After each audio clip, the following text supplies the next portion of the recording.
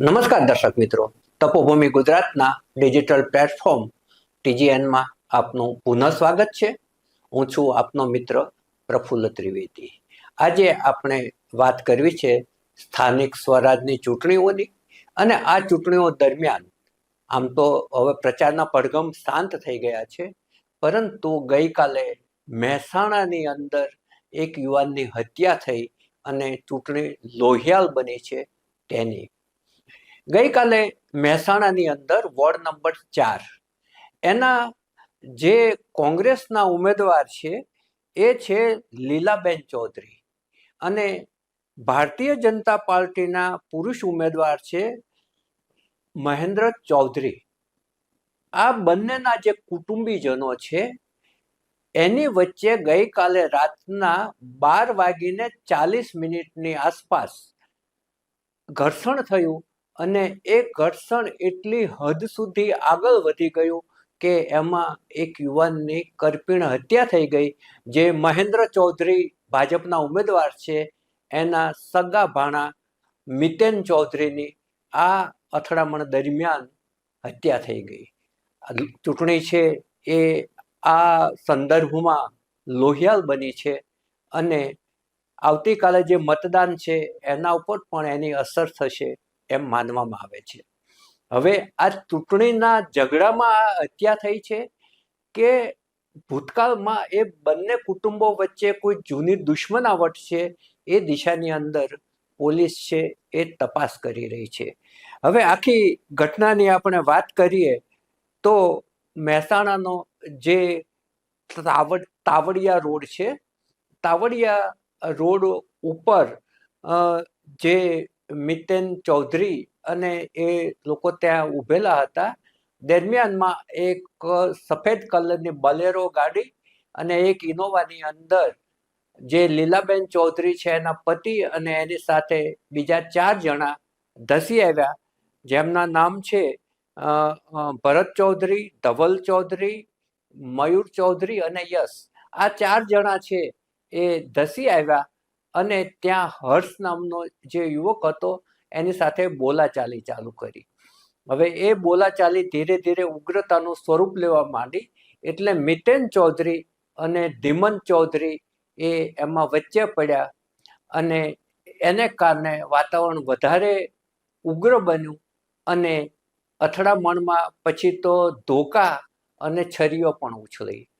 એક વ્યક્તિએ મિતેનના માથામાં ધોકો માર્યો અને એ પડી ગયો, એટલે બીજો જે યશ નામનો યુવાન છે એને છરી મારી એવું કહેવાય છે, અને છરી પીઠના ભાગમાં વાગી અને ગંભીર રીતે મિતેન ઘવાયો.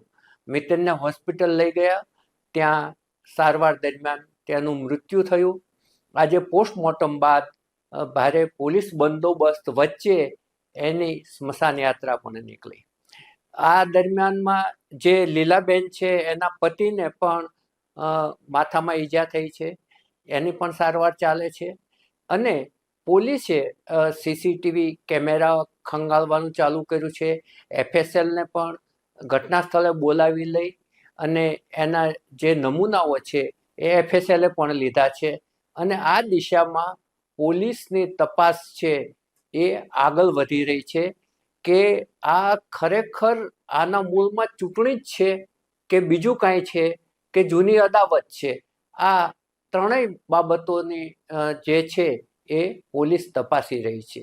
હવે આપણે બીજી ઘટનાની વાત કરીએ તો વડોદરામાં વોર્ડ નંબર 3માં ભાજપની એક રેલી નીકળી હતી. આ રેલીમાં લગભગ 40 જેટલા યુવકો ખુલ્લી તલવારો સાથે જોડાયા હતા. હવે આ આખું જે ઘટનાને આપણે વિડીયો જોઈએ ત્યારે આપણને એ થાય છે કે ચૂંટણી પંચનું કોઈ અસ્તિત્વ છે કે નહીં, પોલીસ તંત્રનું ને કાયદાનું કોઈ અસ્તિત્વ છે કે નહીં. કારણ કે જાહેરમાં હથિયાર લઈને નીકળવું એ ગુનો બને છે, એમાં પણ તલવાર બંધ નહીં ખુલ્લી તલવારે નીકળે છે ત્યારે તો એ વધુ ગંભીર બને છે. અને જે શિક્ષિત વર્ગ છે ત્યાંનો, એની અંદર પણ આ બાબત ટીકાને રૂપ બને છે.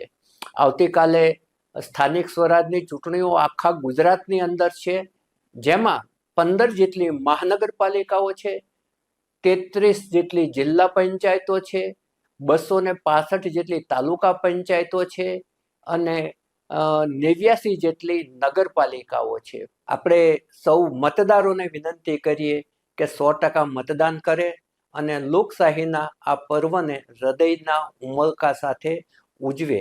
પરંતુ જે આ અશાંતિના બનાવો બન્યા છે, જે મર્ડર થયું છે, એને આપણે ચોક્કસપણે વખોડી કાઢીએ છીએ. ચૂંટણી છે એ સ્વસ્થ રીતે લડાવી જોઈએ. તંદુરસ્ત લોકશાહીનો સૌથી પહેલી નિશાની જે છે કે પ્રચાર પણ શાંતિપૂર્ણ ઢંગથી થાય. એકાબીજી ઉપર આક્ષેપો પ્રતિ આક્ષેપો થાય, પરંતુ એ હદના ના હોવા જોઈએ કે એમાં હથિયારો બહાર નીકળે. અત્યારે બસ આટલું જ. નવા વિષય સાથે આપણે ફરી મળીશું. અમારી આ રજૂઆત આપને ગમી હોય તો ચોક્કસપણે એને શેર કરશો અને આવી જે ઘટનાઓ બને છે એ અંગે આપનો મત શું છે એ અંગે ચોક્કસપણે કોમેન્ટ કરશો. અને જેઓએ અમારી આ ચેનલને સબસ્ક્રાઈબ નથી કરી એમને અમારી નમ્ર વિનંતી છે કે અમારી આ ચેનલને સબસ્ક્રાઈબ કરશો. અત્યારે બસ આટલું જ. નવા વિષય સાથે ફરી મળીશું. નમસ્કાર.